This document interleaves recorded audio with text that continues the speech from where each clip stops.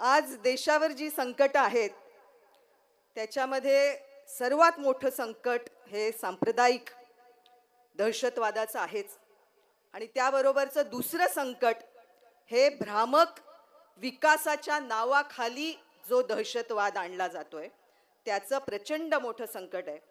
कारण या सरकारचं जे गडजोड हात मिळवणी कॉर्पोरेट्स बरोबर आणि हम दो हमारे दो, केतकर सरांच्या सकाळच्या मांडणीत हम दो तुम्हाला कळलेच, आता हमारे दो कोण आहेत तेही कळले असतील. यांच्या सांगडीतून जे काही घडतंय त्याचा एक प्रचंड मोठा असा विकासाच्या नावाखाली एक प्रचंड मोठा दहशतवाद या देशामध्ये साकारतोय आणि त्यातून जे विस्थापन घडतंय ते प्रचंड आहे. आणि इथे आपण सगळ्या महिला जमलेल्या आहोत. विस्थापनाचं दुःख सर्वात जास्त कळतं ते महिलेला. आता तरी स्वतःचा जोडीदार आणि नवा संसार निवडण्याचं स्वातंत्र्य काही महिलांना निवडकच ते पण मिळतं. पण आपली मुळं उपटून दुसऱ्या गावात जाणं, अनोळखी कुटुंबात रुजणं, अनोळखी जागी जाऊन सगळ्या अनोळखी पद्धती स्वीकारणं, याच्यामध्ये जे बाईचं विस्थापन आहे ते पारंपरिक दृष्ट्या वर्षानुवर्ष पिढ्यानपिढ्या होत आलेलं आहे. आणि त्यामुळे तिला त्या विस्थापनाचं जे दुःख कळतं त्याने तिचा दृष्टिकोन जो रुंदावतो तो फार महत्वाचा आहे जेव्हा आपण या विकास प्रक्रियेचा आणि विस्थापनाच्या प्रश्नाचा विचार करतो. आणि त्यामुळे आम्ही जिथे जिथे प्रकल्प येतायत, उद्ध्वस्त करतायत आणि विस्थापन होतंय तिथे बैठका घेत असतो तेव्हा आमची पहिली अट अशी असते की महिला आल्याशिवाय मीटिंग सुरूच होणार नाही. आणि सगळे पुरुष ऐकायला आलेले असतात, पुरुषांचीच मोठी मीटिंग असते आणि पुरुष म्हणतात नाही हो, पाणी भरायचंय, तिला स्वयंपाक करायचा आहे, आता वेळ नाहीये. आम्ही म्हणतो सगळं होऊ द्या, पाणी भरून येऊ द्या, आम्ही वाट बघू. आणि प्रत्येक ठिकाणी आमचा अनुभव असा आहे की जेव्हा पुरुष एखाद्या मंदिरात किंवा एका छोट्या सभागृहात बसलेलो असतो आणि आम्ही असं म्हणतो की गावात हाक द्या, बघू येतात की नाही, आपल्या जमिनी जाणार आहेत आणि ऐकायला या. आणि हाक दिल्याबरोबर 15 मिनिटात हातात असेल ते काम टाकून महिला येतात आणि आम्ही जिथे बसलेलो असतो ती जागा खाली करून आम्हाला मैदानात मीटिंग घ्यावी लागते, असा जवळपास सगळीकडचा अनुभव. आणि मग त्या मीटिंगमध्ये आल्यानंतर जो मीटिंगचा टोन बदलतात, जो सूर बदलतो, त्याने त्या लढ्याची पुढची सगळी प्रक्रिया निश्चित होते. त्यामुळे हा एक महत्त्वाचा सहभाग महिलांचा या सगळ्या प्रक्रियेमध्ये राहिलेला आहे.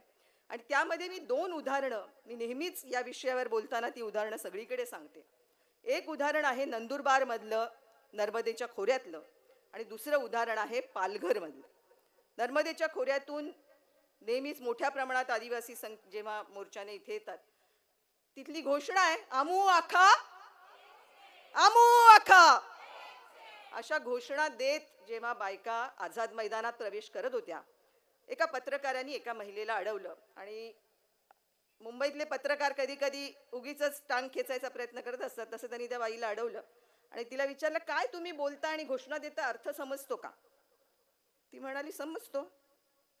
ती तिच्या अर्धवट पावरी भाषेत मराठी भाषेत बोलायचा प्रयत्न केला तिने. मी काय माहिती आमू आखा ऐकसेचा अर्थ काय? तर तिने त्याला प्रतिप्रश्न केला की तुम्हाला असं वाटत असेल ना की आम्ही स्त्री पुरुष, गरीब श्रीमंत, सर्व जातींचे, सर्व धर्मांचे, सर्व प्रांतांची माणसं एक आहोत आणि म्हणून आमू आखा असं तुम्हाला वाटतं ना? पण आमची घोषणा त्या पलीकडची आहे. आम्ही माणसं तर एकत्र एक आहोतच, पण आमच्याकडचा पहाड, तिथली नदी, इकडचा दर्या, जमिनीमध्ये असणारे जीवजंतू, आकाशात उडणारे पक्षी, इथलं जंगल, इथले पशु, वन्य पशु, हे सगळं मिळून आमू आखा एक से, अशी आमची घोषणा. हा स्त्रीवादी दृष्टिकोन आहे आणि तो उपजत मातीतून आलेलं हे शहाणपण आहे. जंगलाशी जोडलेलं, नैसर्गिक संसाधनाशी जोडलेलं शहाणपण आहे की या सगळ्याशिवाय आम्ही टिकू शकणार नाही. दुसरं उदाहरण आहे पालघर जिल्ह्यातलं. तिथे बुलेट ट्रेन आपल्याला सगळ्यांना माहिती आहे, आपल्या पंतप्रधानांचा अत्यंत आवडता प्रकल्प आहे. आणि त्यासाठी ज्या जमिनी जातात त्यात ठाणे आणि पालघर जिल्ह्यातले आदिवासी भाग तिथे बाधित होतो. आणि तिथे जपानची इन्व्हेस्टमेंट असल्यामुळे जपानच्या गुंतवणुकीवर नजर ठेवणारी जपानीच संस्था आहे. जर मानवी हक्कांचं उल्लंघन होत असेल किंवा पर्यावरणाचा संरक्षणाचं उल्लंघन होत असेल तर ते म्हणजे हस्तक्षेप करतात. त्या संस्थेला पत्र लिहिलं गेलं की इथे होतंय मानवी हक्कांचं उल्लंघन आणि रोजगाराचे हक्क हिरावले जात आहेत, पर्यावरणाच्या संतुलनाचा सुद्धा भाग आहे. त्या संस्थेचे भारत देशातले प्रमुख अधिकारी पालघरमध्ये आले. इथे ब्रायन लोबो, मधू आणि या सगळ्या पालघरमधल्या आदिवासी एकता परिषदेच्या, भूमिसेनेच्या कार्यकर्त्या आणि आपल्या मैत्रिणी इथे उपस्थित आहेत. त्यांना हा अनुभव आठवत असेल. ते अधिकारी आले आणि ते प्रत्येक गावात फिरत होते. ते फिरताना प्रश्न विचारत होते की तुम्हाला काय पाहिजे, का तुम्ही बुलेट ट्रेनसाठी जमीन द्यायला तयार नाही. तर त्यातल्या एका बाईने फार सुंदर उत्तर दिलं. ती म्हणाले मला नकोच. ते म्हणाले काय पाहिजे ते तर सांगा, किती पैसे पाहिजे. ती म्हणजे पैसे नकोच. का नकोत? ती म्हणाली रय्यतेला पोरं होतात, जमिनीला होतात. रय्यत वाढत जाणार आहे, लोकसंख्या वाढेल, जमीन नाही वाढणार आहे. जमिनीला पोरं होणार नाहीत आणि म्हणून जमीन वाचवली पाहिजे. हे जे शहाणपण आहे, तो दृष्टिकोन हा विकासाचा पायाभूत दृष्टिकोन, हा स्त्रीवाद आहे आणि हा स्त्रीवादी दृष्टिकोन विकासाच्या दृष्टिकोनाचा पायाभूत दृष्टिकोन असला पाहिजे असं आमचं म्हणणं आहे. आज जे विस्थापन होतंय आणि विकासाच्या नावाखाली प्रचंड जमिनी घेतल्या जात आहेत. आता इथे जर पॉवर पॉइंट प्रेझेंटेशनला वेळ मिळाला असताना तर किती प्रकल्प आहेत भारत देशामध्ये ज्याच्यामध्ये आता संपादन होऊ घातलेलं आहे, हे जर बघितलं तर जवळपास 40% भूभाग हा त्या प्रकल्पांमध्ये सामावलेला आहे. त्याच्यामध्ये प्रचंड मोठे कॉरिडॉर्स आहेत. दिल्ली मुंबई कॉरिडॉर सर्वात पहिला होता आणि तो औद्योगिक कॉरिडॉर आहे. कॉरिडॉर म्हटल्यावर तुम्हाला हायवे किंवा एक्सप्रेसवे वाटेल, पण ते औद्योगिक कॉरिडॉर याच्या नावाखाली आहेत. आणि एकट्या दिल्ली मुंबई औद्योगिक कॉरिडॉरचं प्रभावित क्षेत्र आहे 4,86,486 चौरस किलोमीटर. असे 5 कॉरिडॉर येतात. अमृतसर कलकत्ता आहे, विशाखापट्टणम बँगलोर आहे, चेन्नई बँगलोर आहे वगैरे. आणि याच्यामध्ये प्रचंड म्हणजे सगळंच्या सगळं संपादित होणार नाहीये, पण प्रचंड मोठं संपादन होऊ घातलेलं आहे. स्पेशल इकॉनॉमिक झोन्स आहेत, PCPIR म्हणून पेट्रोकेमिकल पेट्रोलियम इन्व्हेस्टमेंट रिजन नावाचे प्रकल्प आहेत. हे सगळे कोस्टल एरियात येत आहेत. संपूर्ण कोस्टल एरिया गुजरातपासून पश्चिम बंगालपर्यंत या PCPIR आणि त्यांचा कोस्टल एरियामधले अनेक प्रकल्प आहेत. त्यांनी त्याच्यामध्ये आता वाढवण बंदर त्याचा एक मोठा भाग आहे. पण या सगळ्यासाठी प्रचंड मोठ्या प्रमाणात जमिनी जाणार आहेत. वॉटरवेज करतायत आता, त्यामुळे पाण्याचे स्रोत जे आहेत ते सुद्धा प्रवासासाठी आता रोड पुरेसे नाहीत, त्यामुळे पाण्यांमधून सुद्धा वाहतूक होणार आहे. आणि हे प्रचंड मोठं जे flyover, expressway, airport, metro, bullet train, हे सगळं जे इन्फ्रास्ट्रक्चर आहे ते फक्त कॉन्ट्रॅक्टेड कॅश फ्लोशी जोडलेलं इन्फ्रास्ट्रक्चर आहे. त्याच्यामध्ये प्रचंड मोठ्या कंपन्यांची गुंतवणूक आहे. पण साधं सामान्य जनतेसाठी लागणारं इन्फ्रास्ट्रक्चर आहे का? आजही गावापासून बाजारापर्यंत येणाऱ्या काही जिथे रस्ते झालेले नाहीत ते रस्ते आता अजिबात होत नाहीयेत. धरणं बांधून पडलेली आहेत पण कालवे होत नाहीत. रायगड जिल्ह्यात जेवढी धरणं आहेत, आमची तिकडची घोषणा आहे, धरण आमच्या उशाला आणि कोरड आमच्या घशाला. धरणं बांधली आहेत पण कालव्याचं पाणी अजून शेतीपर्यंत पोचलंच नाही, प्यायला सुद्धा पाणी मिळत नाहीये.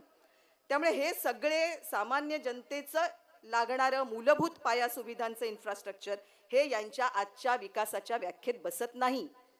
हे प्रचंड मोठे जे प्रकल्प येत आहेत, नवीन शहरं वसवली जात आहेत. यापूर्वी शहरं वसायची म्हणजे जिथे बाजारपेठ असेल त्याच्या अवतीभोवती, आता संपादित करून जमिनी लोकांना हटवून नवीन शहरं विकसतात. अरे तिथे राहणाऱ्या लोकांचं काय आहे? त्यांना त्या शहरात का जागा नाही? त्यांचं विस्थापन आणि त्यांच्या जमिनीचं संपादन का होतंय? हे मूलभूत प्रश्न उपस्थित करायची गरज आहे. आणि हे यापूर्वीच्या सरकारांनी पण केलंय, पण आत्ताच्या सरकारने त्याच्यामध्ये आणखीन एक अँगल जोडलाय जो महत्वाचा आहे आणि समजून घ्यायला पाहिजे. विकासाचं मॉडेल आणि विकास प्रकल्प हे भारतीय जनता पक्ष आणि RSSच्या सांस्कृतिक राजकारणाचं आणखीन एक मैदान आहे. त्यांच्या मैदानाचे अनेक घटक आहेत, ते बोलायला आज वेळ नाही. पण त्यांचं जे काही कल्चरल पॉलिटिक्स चालतं त्याचा हा एक महत्त्वाचा घटक आहे. आणि त्यामध्ये मोठ्या मोठ्या एक्सप्रेसवेजना त्यांनी दिलेली नावं बघा. शक्तिपीठ, भक्तिपीठ, काशी विश्वेश्वर कॉरिडॉर, रामरथ पाथवेज, देवी कॉरिडॉर, महाकाल कॉरिडॉर. फ्युजन कसं आहे बघा. रिलिजन म्हणजे धर्म, राष्ट्रवाद आणि विकास या तिन्हीची सांगड घालून त्या प्रकल्पाची आखणी, त्या प्रकल्पाला नावं देणं, हे एक प्रकारे एक आणखी सांस्कृतिक प्रकल्प ते जे रचतायत त्याच्यामध्ये विकासाची त्यांची परिभाषा जोडून ते पुढे नेत आहेत आणि त्यातून एक नवीन ओळख तयार करतायत की कल्चरल आयडेंटिटी आणि नॅशनलिस्ट नॅरेटिव्ह जोडून आणि न्यू इंडिया जो महासत्ता त्यांना बनवायचा आहे आणि 2047चं नियोजन आत्ताच सुरू झालेलं आहे, त्याची ही सिम्बॉल्स आहेत, पॉवरफुल आणि मॉडर्न. आणि विकास म्हणजे स्ट्रॉंग लिडरशिप पाहिजे आणि त्या स्ट्रॉंग लिडरशिपमध्ये कोण पाहिजेत? पुन्हा हम दो हमारे दो. आणि ही लिडरशिप हा विकासाचा सगळा महामेरू पुढे नेणार. त्यामुळे इन्फ्रास्ट्रक्चर हे एक कथन आहे, हा एक कथानक आहे त्यांनी रचलेलं, ज्याच्यामधून दाखवायचंय की इंडिया इज रायझिंग, वरती चाललाय देश, इंडिया इज अनस्टॉपेबल, थांबवताच येणार नाही त्या देशाचा विकास.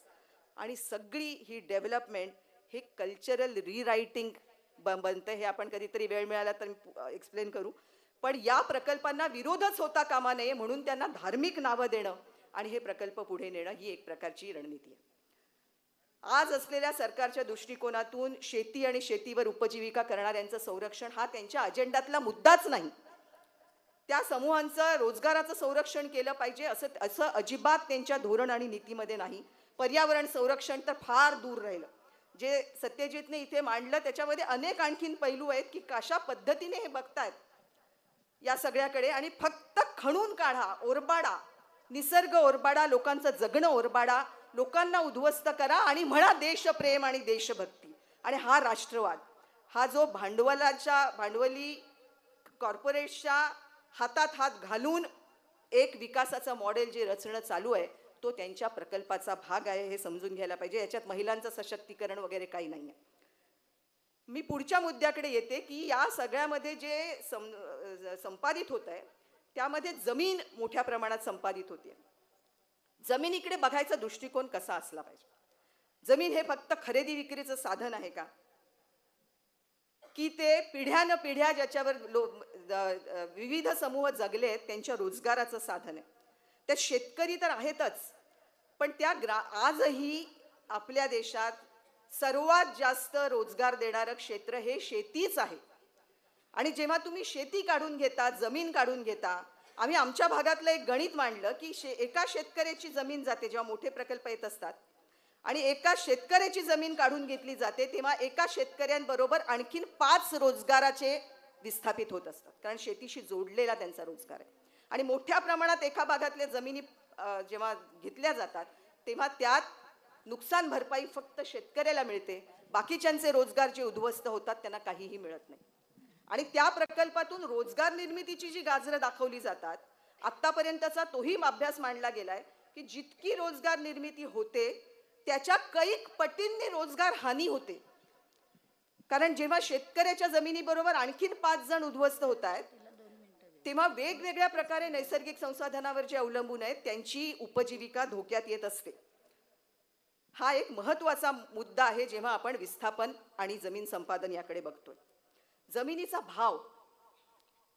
जमिनीचा भाव आला की एकच आवाज त्या भागामधून ऐकायला येतो की शेती घाट्याचा सौदा आहे, शेती देऊन टाका आणि मिळतात ते पैसे घ्या.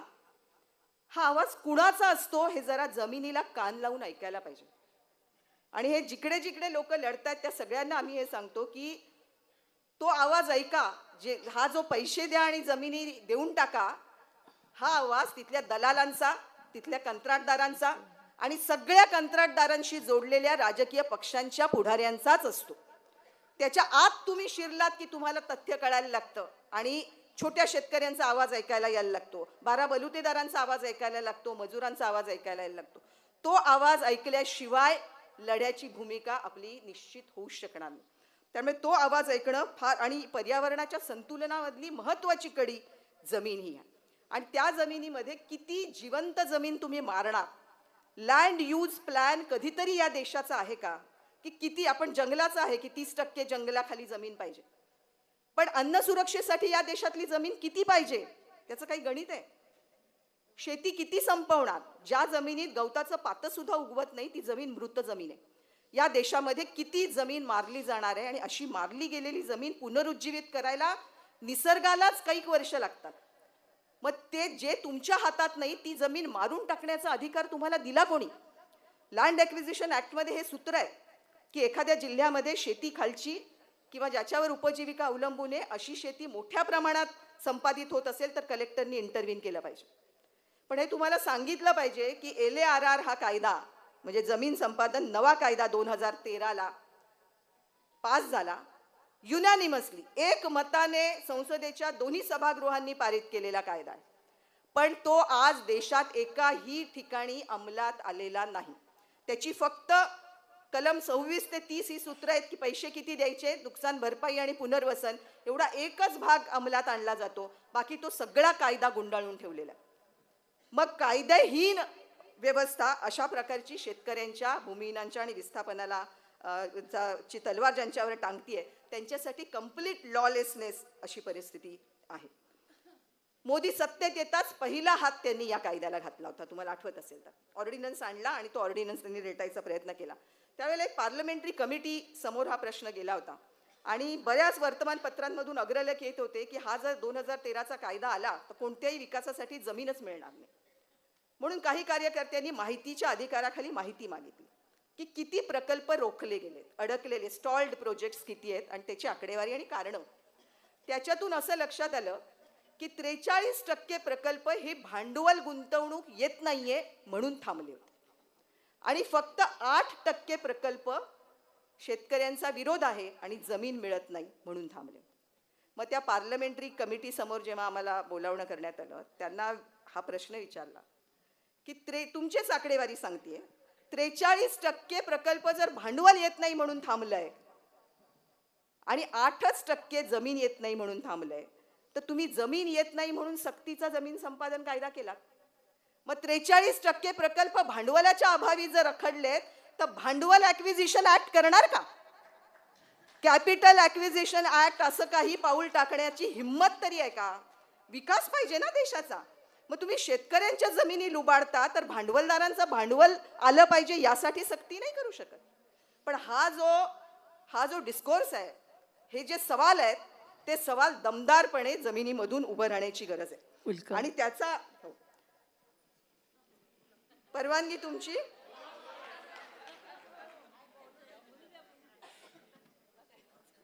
त्यामुळे जमिनीचा आवाज ऐकला पाहिजे. त्याच्यातही मी मगाशी महत्त्वाचं सांगितलं ते स्त्रियांचा आवाज ऐकला पाहिजे. आणि विस्थापनामुळे ज्या समस्या वाढतात त्याच्यात सर्वात जास्त फटका हा स्त्रियांनाच बसतो, कारण त्यांचे कष्ट वाढतात, जळण आहे, पाणी आहे, नवीन ठिकाणी जाणं आहे, त्याच्यामधले वाढवत असतं. त्यामुळे हा जो विस्थापनाची तलवार टांगल्यानंतर जे काही भोगावं लागतं त्याच्यामध्ये सर्वात जास्त हे स्त्रियांनाच भोगावं लागतं.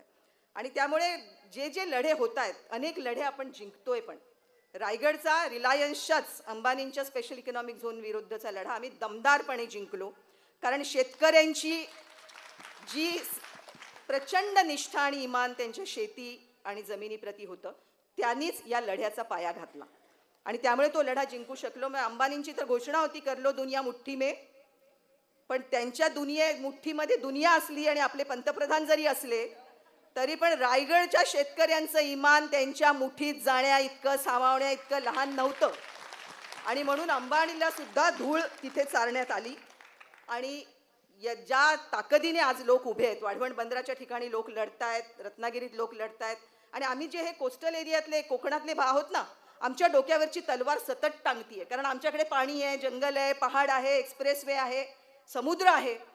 आणि या सगळ्या संसाधनांमुळे शांतपणे आम्हाला झोपता येत नाही. आंदोलनाची भाषा सतत जागती ठेवावी लागते आणि त्यामध्ये तुमच्या सगळ्यांची साथ आवश्यक आहे.